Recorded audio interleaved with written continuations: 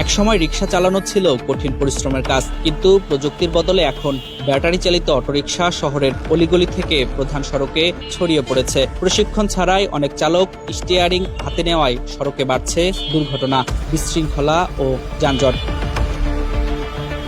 Licence বা আনুষ্ঠানিক কোনো প্রশিক্ষণপ্রাপ্ত নেই বললেই চলে। ট্রাফিক সিগন্যাল সম্পর্কে অনেক চালকের ধারণা নেই। উল্টো পথে চলা ও লেন পরিবর্তনেও দেখা যায় অনিয়ম।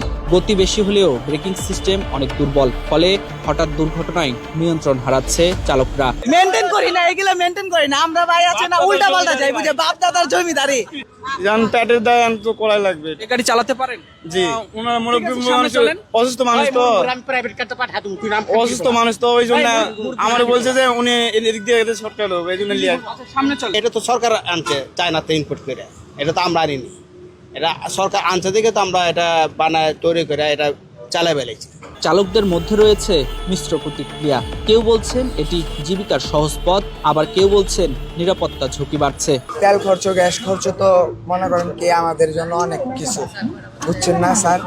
তো এখন কি করবো, এই জন্য অটো নিয়ে বের হয়েছি। কিভাবে অটো চালা শিখলে তুমি একটু বলো দেখি। চালাই নিজে অটোই, গাড়ির কন্ট্রোল তো আমার হাতেই থাকে, এনারা এটা চালানো শিখছে। ভাই সাজে না। ট্রাফিক পুলিশের মতে পরিস্থিতি আরো উদ্বেগজনক। প্রশিক্ষণহীন চালকদের কারণে দুর্ঘটনা বাড়ছে, সড়কের শৃঙ্খলা বজায় রাখা কঠিন হয়ে পড়েছে। সিগন্যাল মানে না, সিগন্যাল দিলে ভাইলেশন করে, এদের ব্রেকিং ব্যবস্থা ভালো না। সবসময় বলে দেয় যে মেন রোডে উঠা যাবে না, এরপরে এরা নিজে রিস্ক নিয়ে অনেক সময় এই যে যাত্রীদের জোড়াজুড়িতে, আপনি তো কথা বলতেছেন দেখতেছেন, যাত্রীদের জোড়াজুড়িতে অনেক সময় এরা বাধ্য হয়ে চলে আসে। সেক্ষেত্রে আমরা যেটা ধরতে পারি, আমরা ব্যবস্থা নিই। এখানে ড্রাইভারেরও দোষ থাকে, কারণ তারা জেনে এখানে আসে। অলরেডি আমরা এখানে আসার পর অলরেডি 3টা পাঠানো হয়েছে, যেটা এদিকে আসতেছে বা উল্টা যাচ্ছে। এরপরে তো দেখতেছেন আমাদের দেখা মাত্রই ব্রিজের অর্ধেক আসতেছে, পালায় যাচ্ছে। একটি গবেষণায় দেখা গেছে এই রূপান্তর নতুন সংকট তৈরি করছে। ব্যাটারি রিকশা ও প্যাডেল রিকশার মধ্যে বড় পার্থক্য রয়েছে। আয় বেশি হলেও ঝুঁকি ও দুর্ঘটনা বেশি, গুরুতর আঘাতের হার তুলনামূলকভাবে বেশি। নগর পরিকল্পনাবিদরা বলছেন এটি বড় শৃঙ্খলার সংকট। সব যানবাহনকে রোড পারমিটের আওতায় আনা জরুরি।